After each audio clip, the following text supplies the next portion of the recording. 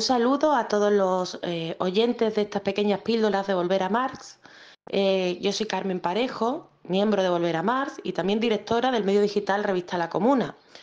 En calidad de comunicadora, fui invitada a las elecciones presidenciales de Venezuela como observadora y me gustaría también aportar un poco en estas píldoras contando mi experiencia desde una perspectiva personal, pero también desde esa perspectiva necesaria política que hace que comprendamos realmente la realidad de los contextos. En primer lugar, me gustaría señalar que yo ya había ido anteriormente a Venezuela hace 2 años y que en estos 2 años, aunque hay datos y conocíamos esos datos, se habla de una mejora económica. Lo primero que yo vi, porque además es lo más visible, nada más que aterrizar en el aeropuerto y después saliendo hasta el trayecto y llegando a la ciudad de Caracas, fue la plasmación material de esa mejora, una mejora en infraestructuras e incluso que se ve también en la actitud y a nivel privado y particular.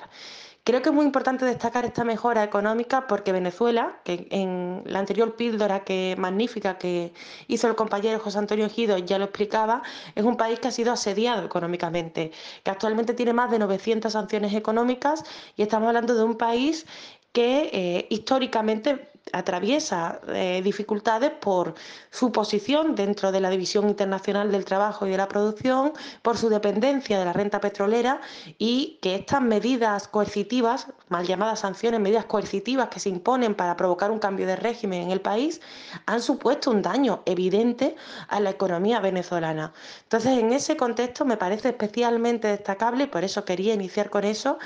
cómo se percibe, no solamente en los datos, sino en la vida cotidiana, esa objetiva mejora económica. Y para mí fue muy llamativo porque fue la primera señal que vi, incluso antes de poder hablar con nadie. Cuando yo llegué estaba en un contexto preelectoral y en ese contexto preelectoral pude hablar, entonces pasé por las calles y pude hablar con distintas personas que con opciones políticas diferentes, se acercaban a hablar contigo de unos y de otros, sobre todo cuando sabían que éramos observadores internacionales. Era muy común que sobre todo sectores de la llamada oposición, amplia oposición, no solamente el sector que vinculado con María Corina, vinieran inmediatamente a contarte pues sus planteamientos para que tú, pues, no sé, fueras a sacar su voz al mundo, como si esa voz estuviese siendo silenciada, lo cual resulta un poco ridículo. Pero aún así esta situación se dio. Creo que es muy importante tener en cuenta que ahí se articulan dos elementos, que es que Venezuela tiene un proceso interno y también está abierto un proceso externo. En el proceso externo se incluye esa guerra mediática, esa guerra económica, esa guerra también política institucional que también mencionó el compañero José Antonio Ejido en relación a lo que se organizó con ese gobierno paralelo de Guaidó, que tuvo consecuencias, sirvió para robar los activos en el extranjero de Venezuela, es decir, para seguir dañando su economía, pero que también buscaban consecuencias internas tratando de generar esas divisiones dentro de la población, apurando la situación económica para favorecer escenarios donde las emociones pudieran incendiarse y generar un contexto de violencia que justificase otro tipo de intervenciones. Eso no ha ocurrido gracias, por supuesto, a la labor y a la tarea que ha tenido el gobierno, que han tenido también los sectores aliados del chavismo, los distintos partidos también que componen el Gran Polo Patriótico, que son de distintas corrientes políticas. Hay un sector del Partido Comunista de Venezuela y otro que sabemos que no, pero también están, y otros partidos como Podemos, que no es el Podemos de España, es otro Podemos, pero que también se integran dentro de toda esta estrategia de transformación. Porque, y vuelvo con la idea inicial, lo que ocurre en Venezuela cuando vemos unas elecciones no son unas elecciones como las de aquí, no se trata de una alternancia en el poder, sino se trata de un enfrentamiento entre alternativas antagónicas. Es decir, la propuesta de la oposición es una propuesta de retomar lo que era Venezuela previo al triunfo de Hugo Chávez, es decir, previo al triunfo del proceso de segunda independencia que se inicia a partir de ahí y que cambia por completo lo que eran las estructuras históricas de la nación. o al menos lo intenta, porque como ya hemos dicho ha sido bastante difícil este proceso porque ha estado atravesado por múltiples agresiones donde efectivamente el resolver diario a veces impide poder llevar a cabo las planificaciones que se tienen, pero aún así se mantienen esos dos elementos. Hay una lucha de clases, una agudización por completo de la lucha de clases, donde el sujeto político revolucionario mejor organizado lo componen las fuerzas chavistas, y esas fuerzas chavistas fundamentalmente son los sectores más humildes dentro de las clases populares. Entonces, esos sectores tan humildes son los sectores que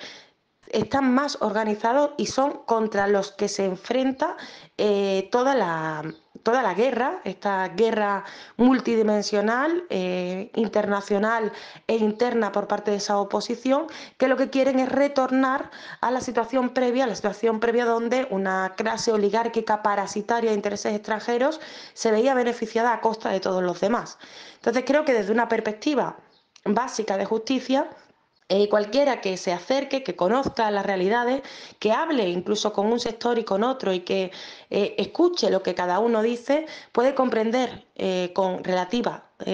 facilidad que de lo que estamos hablando es de una agudización total de la lucha de clases, y que esto no se puede establecer en los parámetros que podríamos establecer de una democracia liberal burguesa al estilo español o al estilo francés, donde, insisto, donde se produce una alternancia de gobiernos, pero no se producen unos proyectos de alternativas antagónicas, que esa es la realidad de Venezuela. Entonces, en ese sentido, creo que todo toda la guerra mediática que se ha entramado, todo el entramado de guerra mediática que se ha desarrollado en las últimas semanas, también previamente, desde mayo más o menos, empezaron esta nueva campaña contra Venezuela, se centraron en la cuestión de quitar legitimidad a este proceso electoral, buscando cuestionarlo, sobre todo teniendo en cuenta que era improbable que la oposición pudiese ganar estas elecciones. Entonces, la única forma que tenían de plantear a nivel internacional que tenían algún tipo de legitimidad popular era plantear que había habido un fraude electoral.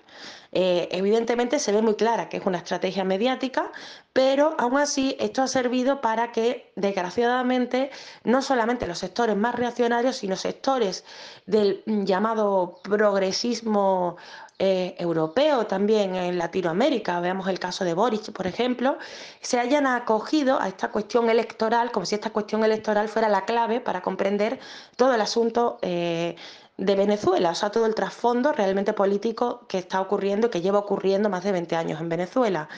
Realmente ni las elecciones son tan importantes, ni realmente son lo que marca el análisis político. El análisis político no se basa realmente en sí un voto más o un voto menos para tal o cual candidato, sino que hay una cuestión más profunda. Si la oposición, o esta oposición además que en su versión más reaccionaria, que es lógico, porque es una oposición frustrada, porque representan esa oligarquía que ha perdido la capacidad de vivir de forma parasitaria a costa del pueblo venezolano, llegara al poder, tendría que aniquilar físicamente a toda esa masa popular, una masa popular organizada que, como he dicho, se compone fundamentalmente por esos sectores más humildes. En ese sentido, también me gustaría destacar, también vuelvo a repetir, más allá de la cuestión electoral,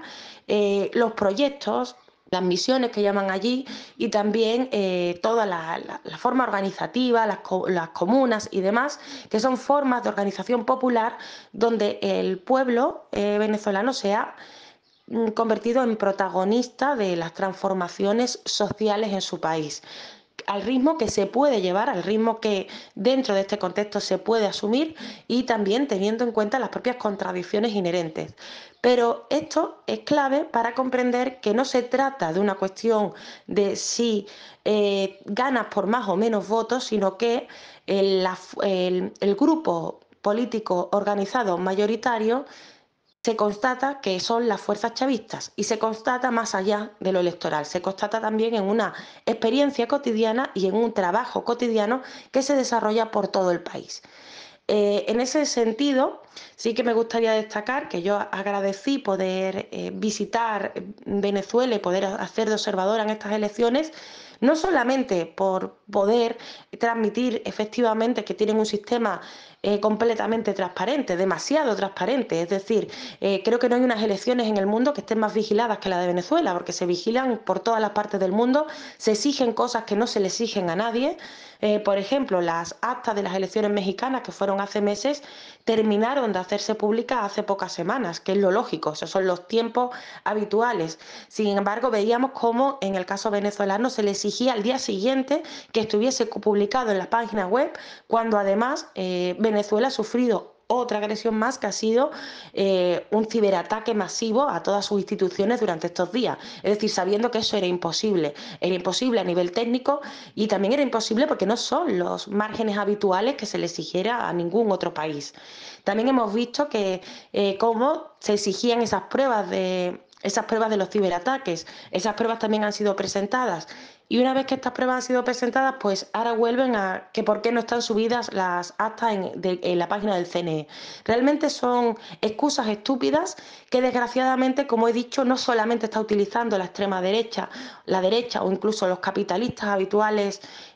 los que representan, o los partidos que representan tradicionalmente al capital, sino también esta nueva izquierda progresista o llamada progresista, que se ha convertido en el aliado fundamental, que está haciendo que nos distraigamos, es decir, que nos distraigamos con respecto a unas actas, cuando realmente la historia que se nos está contando con lo que está ocurriendo en Venezuela es una historia más profunda, es una historia de lucha de clases, es una historia de transformación social real, pese a todas las circunstancias en contra, llena de contradicciones como absolutamente todo lo que es real, pero que devuelve también la esperanza a los que venimos de otras partes del mundo donde apenas se mueve nada, de que con organización, con interés también en transformar la realidad social, eso se puede construir. Es decir, las revoluciones no han muerto. Creo que es muy importante tener en cuenta esta guerra y a todos sus actores, y sobre todo tener en cuenta que cuando el dedo está apuntando, en este caso al cielo, estamos viendo cómo gran parte del llamado progresismo, aparte de la derecha internacional, nos están tratando de distraer con unas actas electorales que realmente no explican la realidad. Bueno, chao.